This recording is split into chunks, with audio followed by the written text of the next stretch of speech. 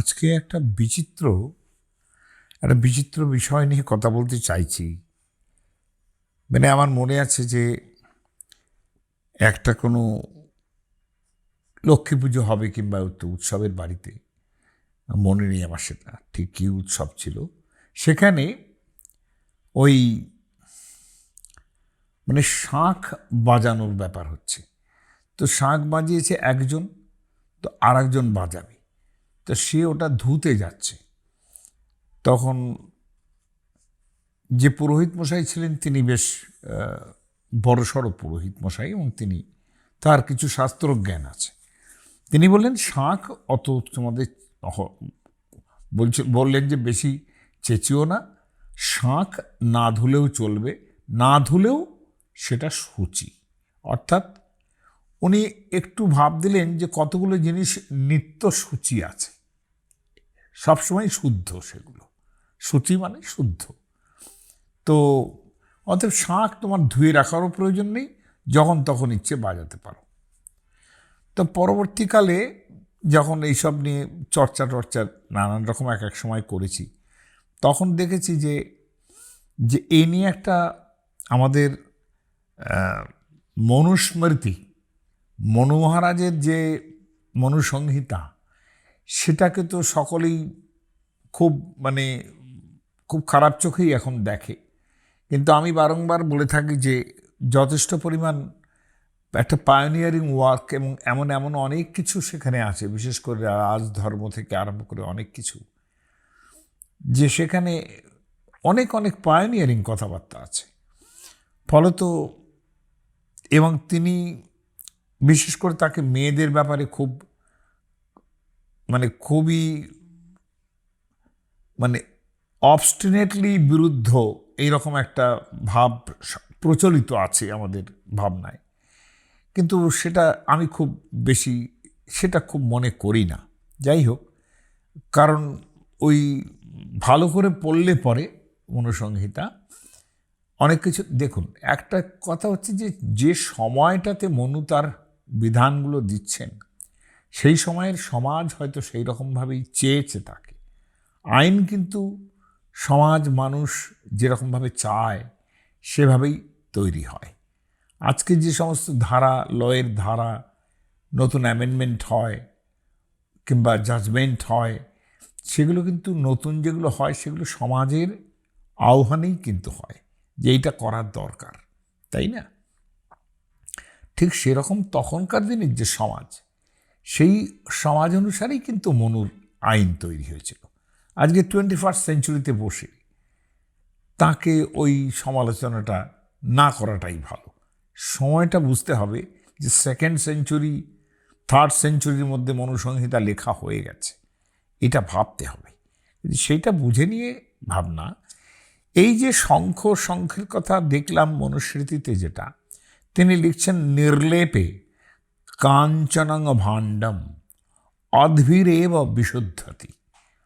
বলছেন সোনার উপর যে জিনিসপত্রগুলো, সেগুলো জল দিয়ে ধুলেই হয়ে যায়, তার জন্য সুচিতার নতুন কোনো প্রয়োজন হয় না, এটা ধুলো পরে পরিষ্কার করো, এই পর্যন্ত। নোংরা টোংরা হয়ে গেলে তো তার রাস্তা আছে, অন্যরকম রাস্তা, সেগুলো তখনকার দিনের অনেক ভালো স্বর্ণকার ছিলেন, তারা জানতেন কিভাবে করতে হয় সেগুলো। ভস্মনা অদ্ভি, অর্থাৎ ছাই বলতে চাইছেন আর কি, সেটা যজ্ঞীয় ভস্য হতে পারে, অন্য ভস্য হতে পারে, সেগুলো দিয়ে মাজলে ঠিক হয়ে যায়। তো এই যে কথাগুলো বলছেন, এর সঙ্গেই কিন্তু আরেকটা খুব বেশ কথা আছে তার আগে। আমি পরবর্তীকালে দেখলাম যে আসলে শঙ্খের ব্যাপারটা কোথায় হলো। অবজম বলছেন, অবজম অর্থাৎ জলে যেগুলো জন্মায়। অবজম অশ্মময়ম, পাথরের জিনিস। আমাদের যেমন পাথরের বাটি, এটা খুব বেশি সময় কখনো ভয়ঙ্কর মাঝামাঝি এগুলো তো খুব হতো না, অনেক সময় জল দিয়ে ধুয়েই কাজ হতো। পাথরের বাটি যেগুলো, এখন তো পাথরের বাটিতে খুব ব্যবহারই করে না। আমরা ছোটোবেলায় পাথরের বাটি, পাথরের থালা, পাথরের গ্লাস প্রচুর পরিমাণ দেখেছি।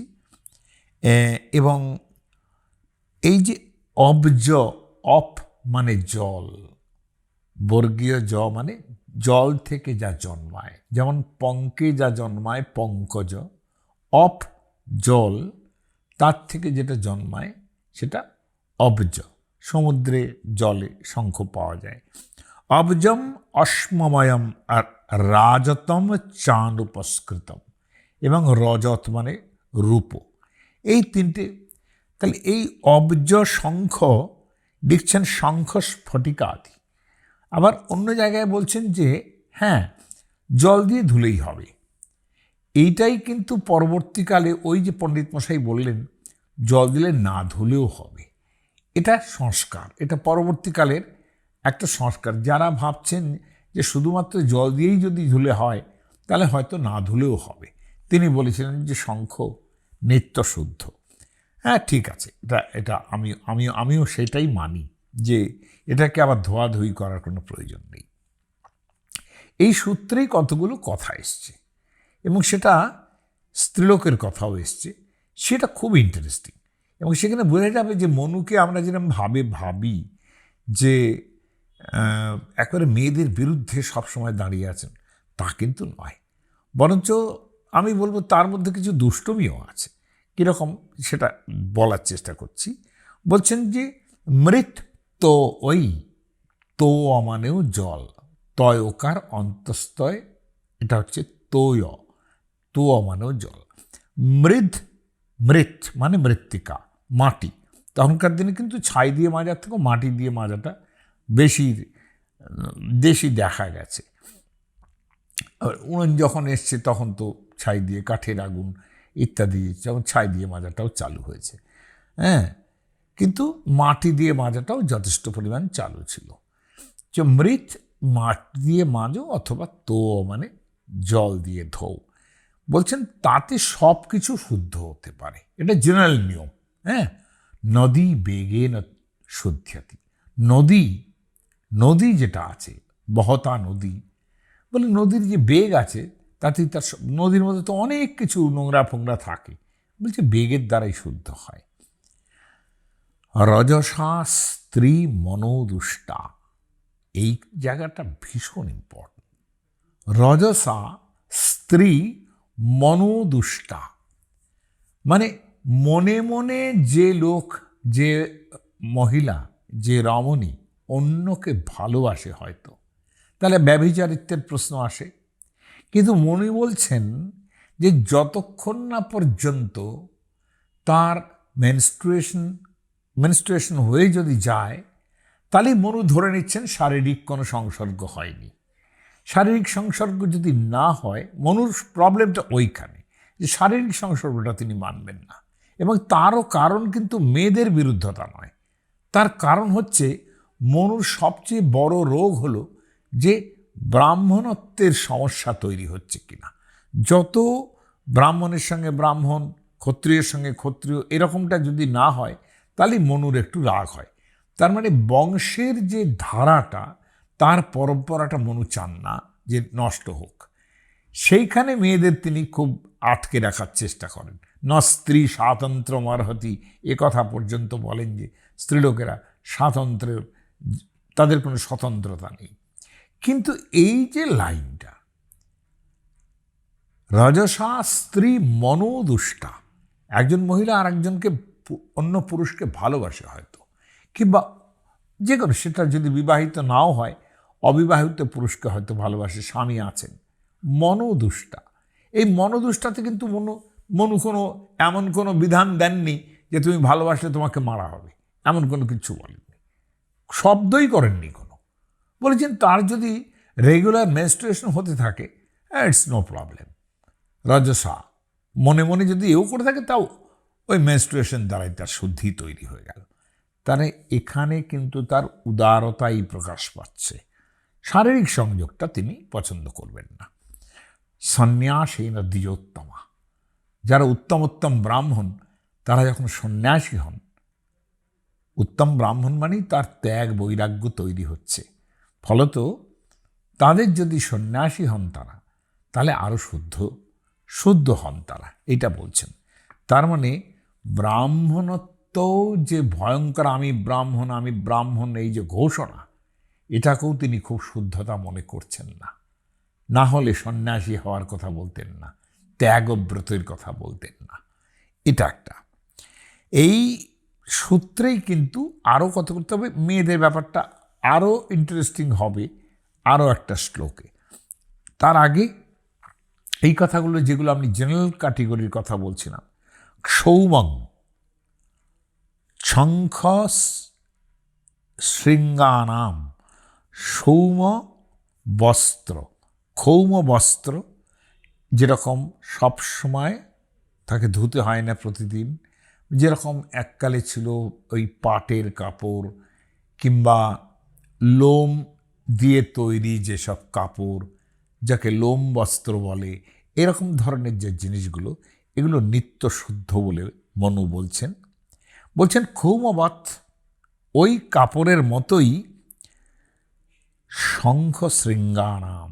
শৃঙ্গ মানে হচ্ছে ওই যে মোষের শিং দিয়ে বাজায়, সেগুলো সবসময় শুদ্ধ, অথবা যদি অস্থি কোনো হাড় দিয়ে তৈরি হয়, দন্তময়ম হাতির দাঁত দিয়ে তৈরি হয়, বলছেন যে কিচ্ছু না, এগুলো জল দিয়ে ধুলেই সব শুদ্ধ।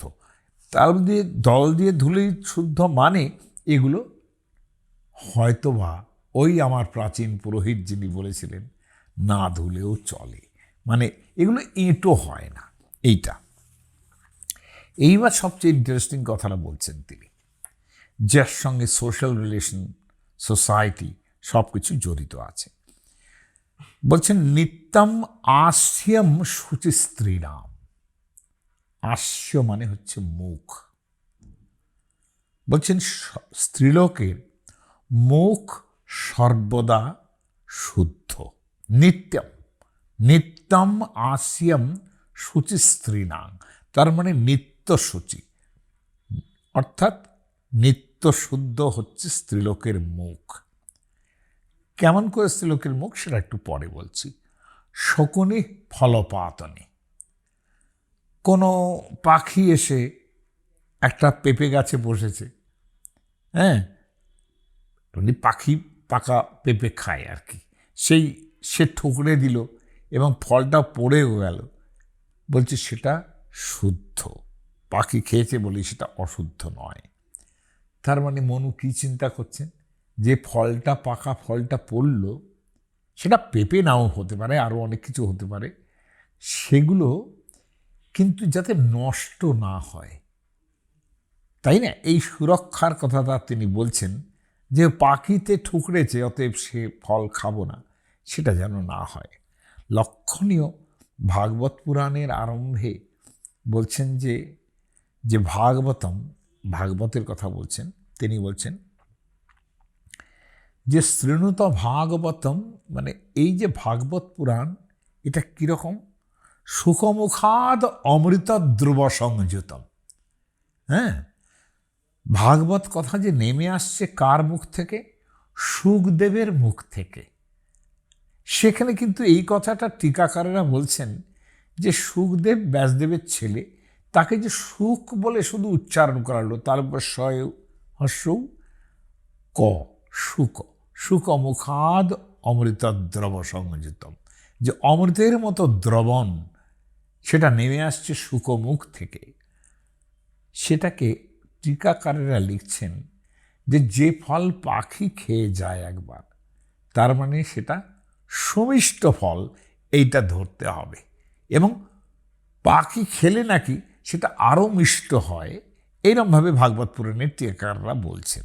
সেখানে সুখ শব্দটাকে সুখদেবের জায়গায় পাখির অর্থ করেও ধরেছেন কিন্তু অনেকে।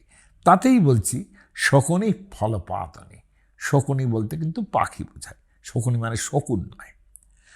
প্রস্রবে চ শুচির বৎস, দুগ্ধ যখন ক্ষরণ হয় এবং বাছুরকে আগে খাইয়ে তারপরে তো দুধ দেওয়া হয়, বলছে বাছুর যে খেলো ওটা এটো নয়, নিত্য শুচি।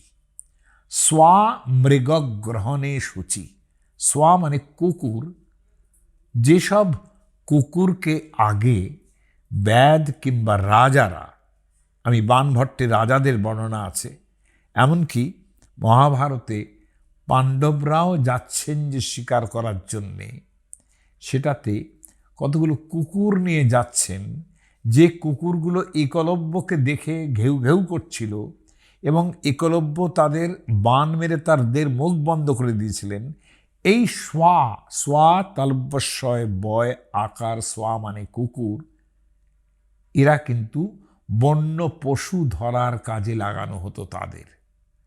যখন কুকুর ডোমেস্টিকেটেড হয়েছে তখন কিন্তু তারা মোটামুটি ওই ক্লাস অফ ডোমেস্টিকেটেড অ্যালসেশিয়ান এরম টাইপের, এতটাই হিংস্র হতে পারে। ফলে তাদের দিয়ে এই পশু ধরার কাজ করা হতো ডোমেস্টিকেট করার পর। ফলে স্বা মৃগগ্রহণে শুচি, অর্থাৎ কুকুর যদি একটা পশুকে মেরে আনে কিংবা মারে, তাহলে সে তো কুকুর কামড়ালো তাকে, কিন্তু সেটা পবিত্র এবং নিত্য শুদ্ধ ধরতে হবে। কুকুর কামড়ালেও সেটা নিত্য শুদ্ধ ধরতে হবে। এই জায়গাতে টিকাকারেরা কতগুলো কথা বলেছেন, বিশেষত বলছেন সেটা খুব ইন্ট্রিগিং।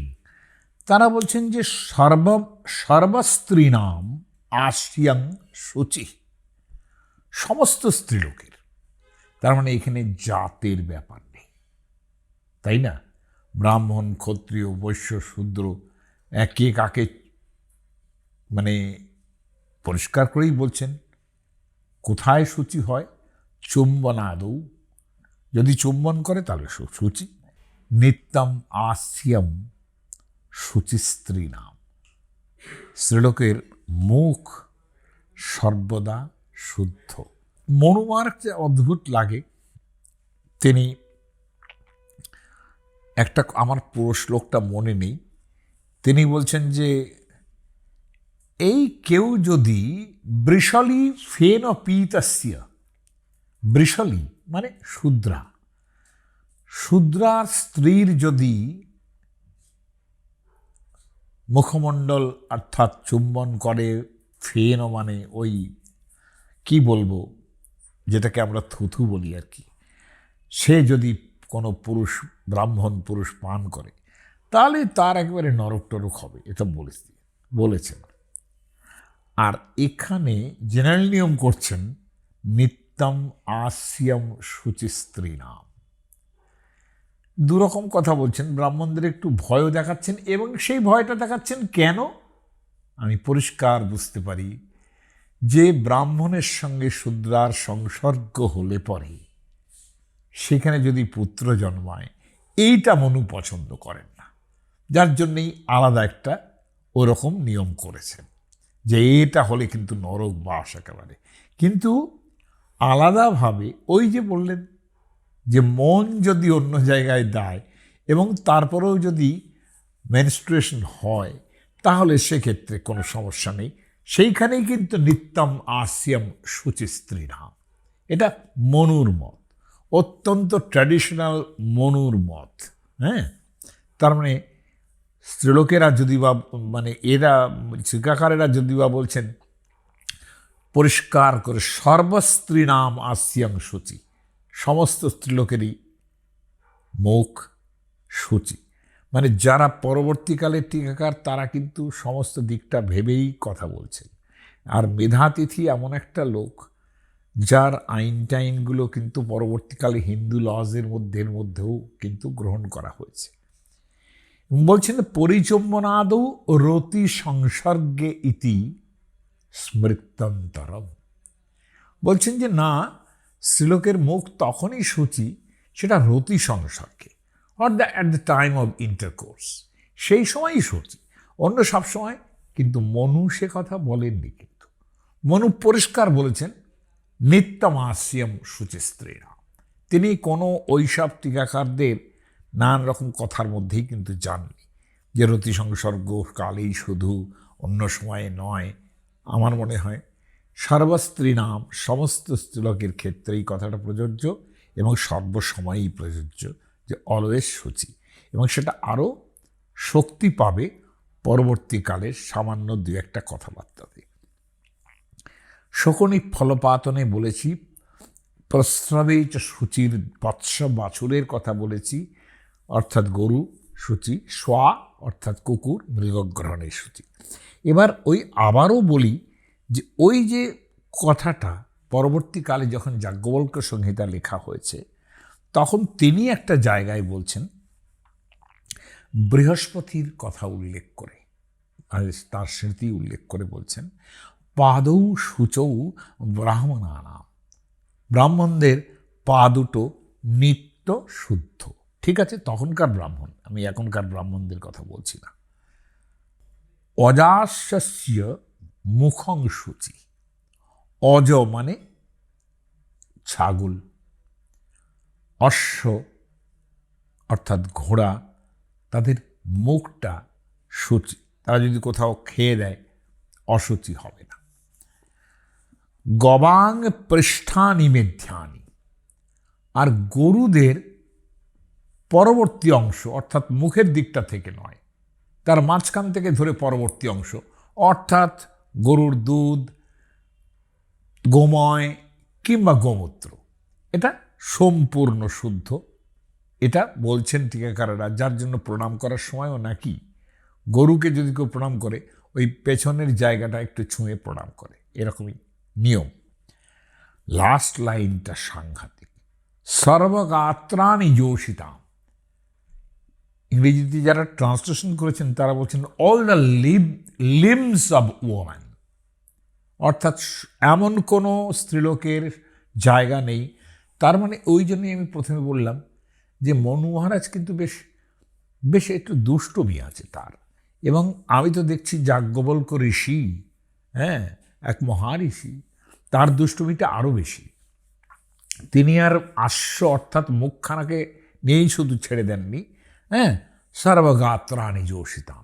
এই কথা বললে অন্য লোকেরা আমার উপর রেগে টেগে যাবেন, আমি যেভাবে কথা বলছি ব্যাস সঙ্গে সঙ্গে তো আরম্ভ হয়ে যাবে মানুষের কথা বলছি যে আমি এটাতে বোধহয় খুব একটা স্পিরিট দিচ্ছি কিংবা বেশ ইনভিগোরেট করছি সবাইকে, তা কিন্তু নয়, সেটা নয়। আমি যা ছিল বারবার যে আপনারা বলেন যে মনু মহারাজ স্ত্রীলোকের প্রতি অত্যন্ত মানে বিরুদ্ধ কথা বলছেন, তা কিন্তু নয়। তাদের স্বাধীনতার জায়গাগুলোও কিন্তু রয়েছে, এগুলোও তো স্বাধীন জায়গা। কই পুরুষ মানুষকে তো বললেন না সর্বগাত্র সতী, তার মানে আপনাকে বলতে চান যে মেয়েদের শরীরটা ওই রকম বলেই কথা বলেছেন?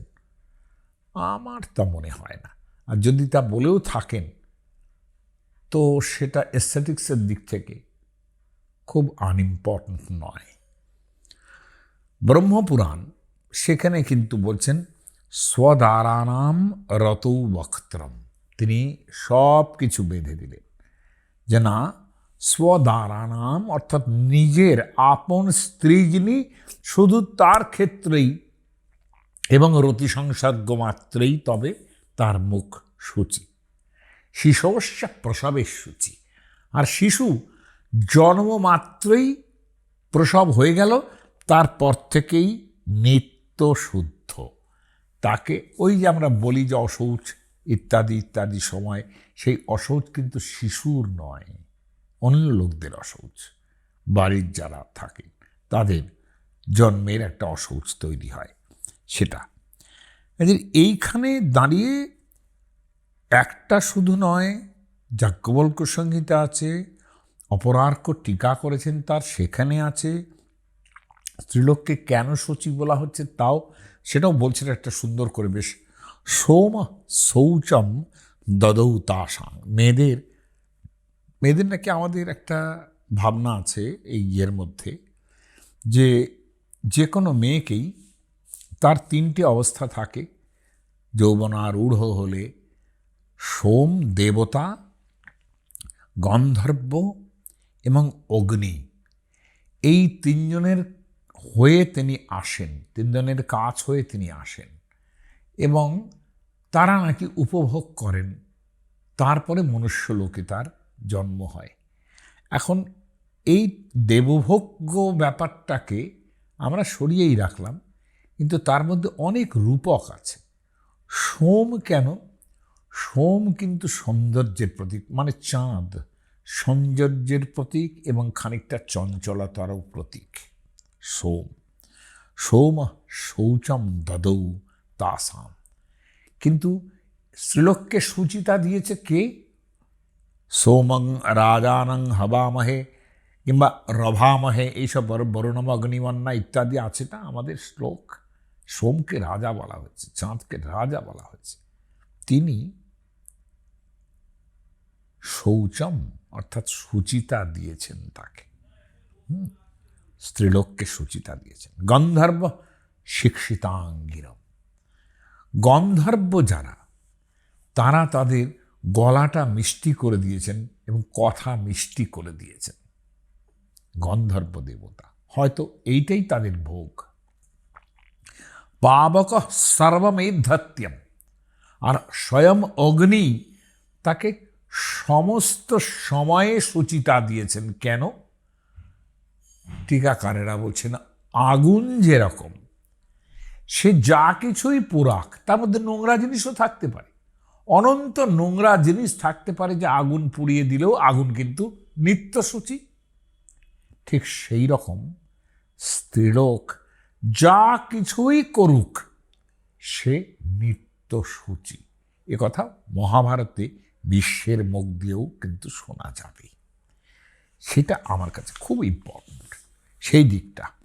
এটা শুধুমাত্র এস্থেটিক্স ভেবে ছেড়ে দেওয়াটা কথা বলছি না, কিন্তু আর কিছু কিছু সুচিতার কথা বলবো, সেটাও ওই সোসাইটির দিক থেকে কিরমভাবে ইম্পর্ট্যান্ট হয়ে ওঠে সেটা দেখুন।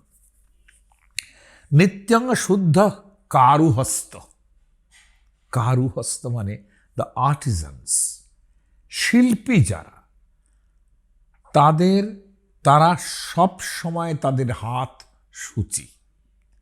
শিল্পী যারা, সেটা কিন্তু একজন যে ছুতোর তাকেও কিন্তু শিল্পী বলা হয়েছে, একজন যে কামার তিনিও কিন্তু শিল্পী, তিনি অন্য জাতেরও হতে পারেন, তাই না? প্রধানত শূদ্র জাতীয়, তাদের সব সময় সূচি বলা হয়েছে।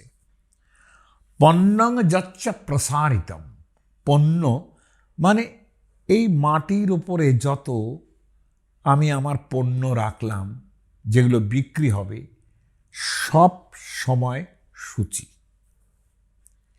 ব্রহ্মচারী গতং ভক্ষ্যম, আর ব্রহ্মচারী সে যদি ভিক্ষা করতে বেরোয়, সে তো গুরুকুলে বাস করছে, তাকে ভিক্ষাজীবী হতে হয়। কার কাছ থেকে নিচ্ছে? চাল ডাল যা হোক, যার কাছ থেকে নিচ্ছে সে লোকটা অসুচি হতে পারে, কিন্তু যে ভিক্ষা করছে, যা কিছু ভিক্ষা করছে সব সূচি, নিত্য সূচি। নিত্যং মেধ্যম ইতি স্থিতি, মেধ্য মানে শুদ্ধ, নিত্য শুদ্ধ এগুলো। নদ্যস্তু সততম, এখানে এই প্রসারিতম মানে আপন ভূমৌ, আপন মানে হচ্ছে দোকান, দোকানে যদি ছড়িয়ে ছিটিয়ে থাকে তার মধ্যে নানান রকম নোংরাও তো লাগতে পারে, সেগুলো নিয়ে কোনো ভাবার প্রয়োজন নেই, নিত্যসূচি সেগুলো। এবং এরকম একটা কথা বলা হচ্ছে যে এমন যিনি থাকে, বলা হচ্ছে, টিকাকারেরা বলছেন যে রান্না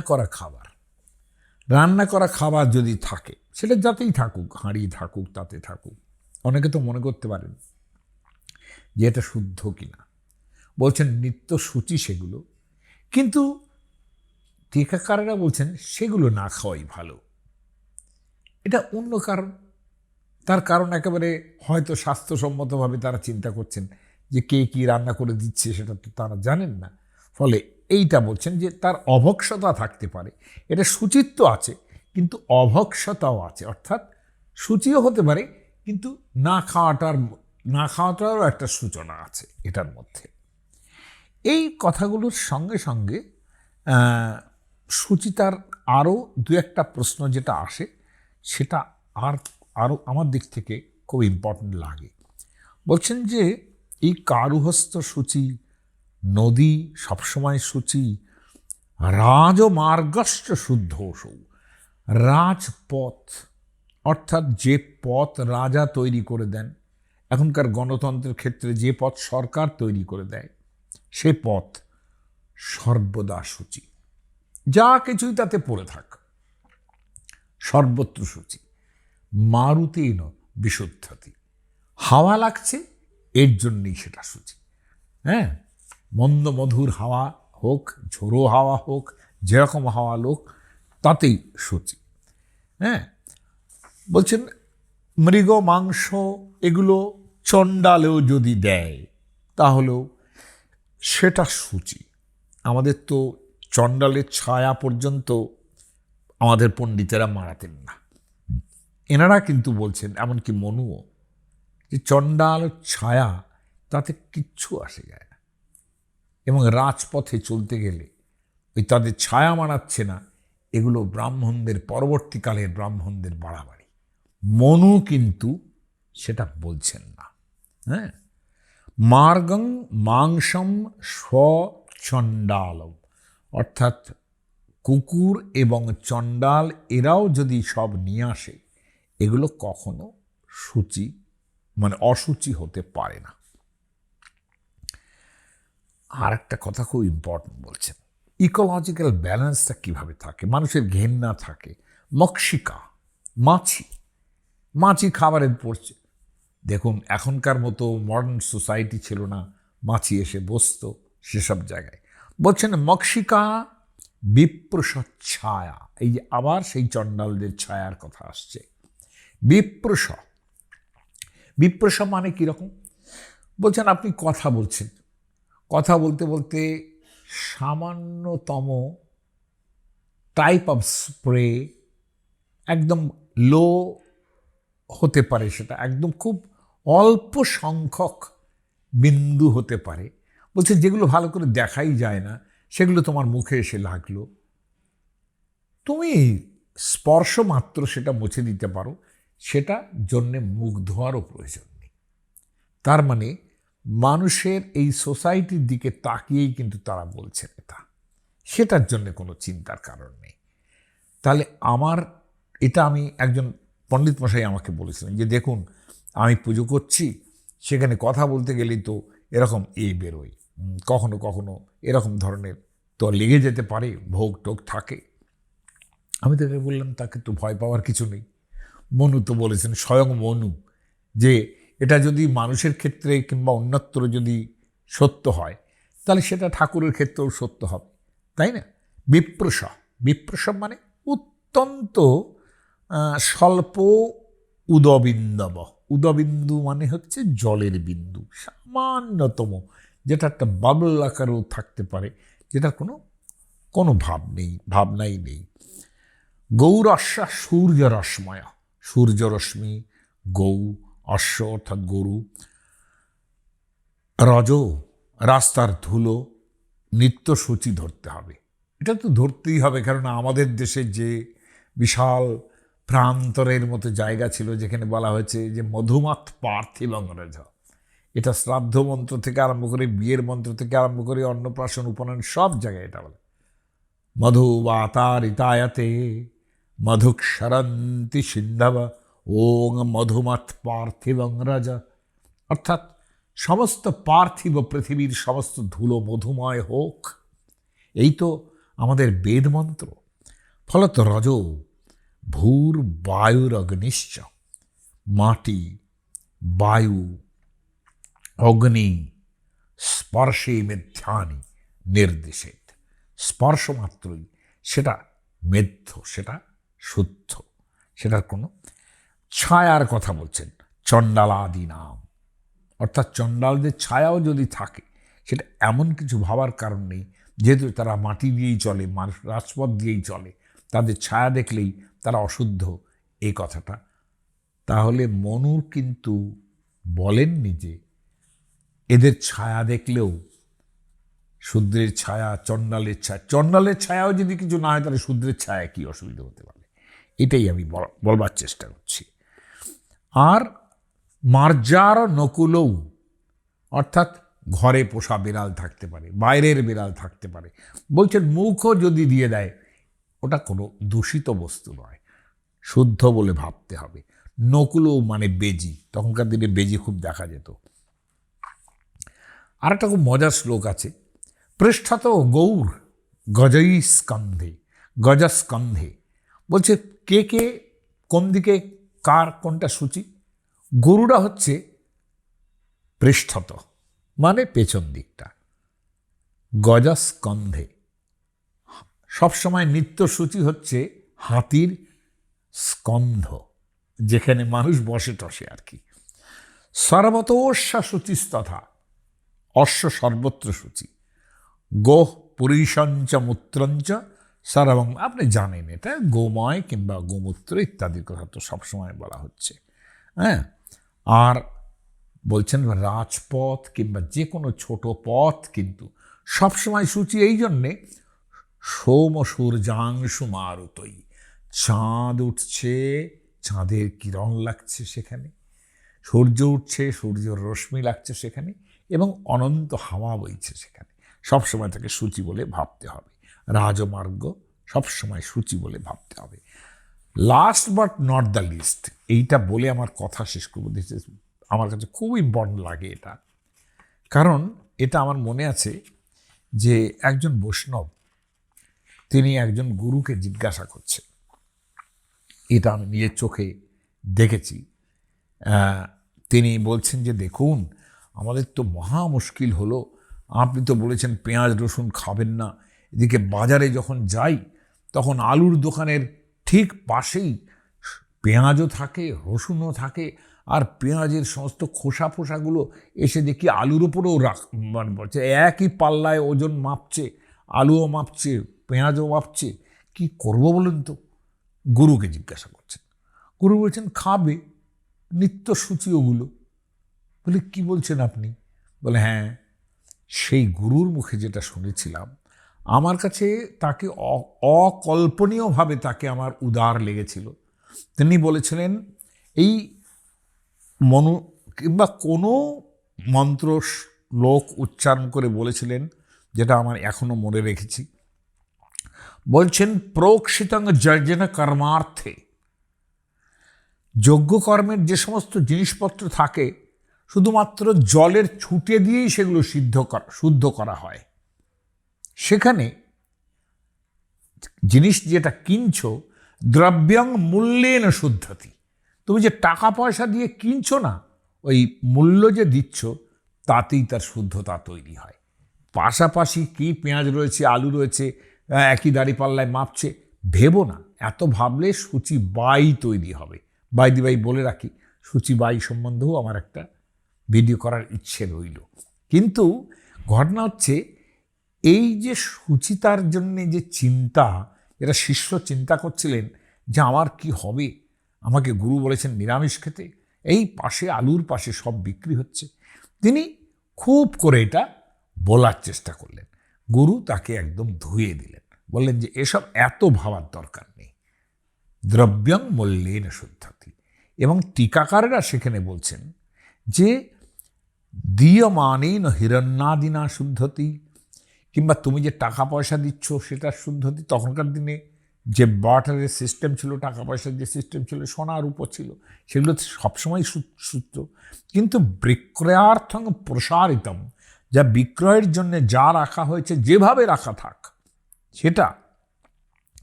সেটা বিক্রেতার কোনো দোষ থাকে না। সে যে জায়গা পেয়েছে সেইটুকুর মধ্যে সে সাজায়। হ্যাঁ, এবং সেটা যিনি কিনছেন তিনি যেটুকু টাকা দিচ্ছেন সেই টাকাতেই, মূল্যতেই শুদ্ধ হয়ে যাচ্ছে। লক্ষণীয় লাগে আমার কাছে। এইভাবেই কি ব্রাহ্মণরা যখন শ্রাদ্ধ করতেন, তখন যারা বলতেন যে না আমি আমার চুলটা ফেলতে চাই না, আমি ন্যাড়া হব না, তখন মূল্য দিয়ে সেটা কি হয়ে যেত? তার মানে ব্রাহ্মণরাও কি এটা করতেন? এটা আমার জিজ্ঞাসা হয়। হ্যাঁ, যারা খুব ব্রাহ্মণ তাদের আমার জিজ্ঞাসা হয় যে দ্রব্যং মূল্যেন শুদ্ধতি, তার মানে চুলের ন্যাড়া করলাম না, সেটাও কি শুদ্ধ হয়ে গেল এই মূল্যের দ্বারা? তাহলে তো অন্যগুলোই বা শুদ্ধ হয় না কেন? আমি এইটুকু বলি, শেষ করছি। এবং খুব ইন্টারেস্টিং লাগে আমার কাছে এইগুলো, এই জন্যে আপনাদের এটা শোনালাম।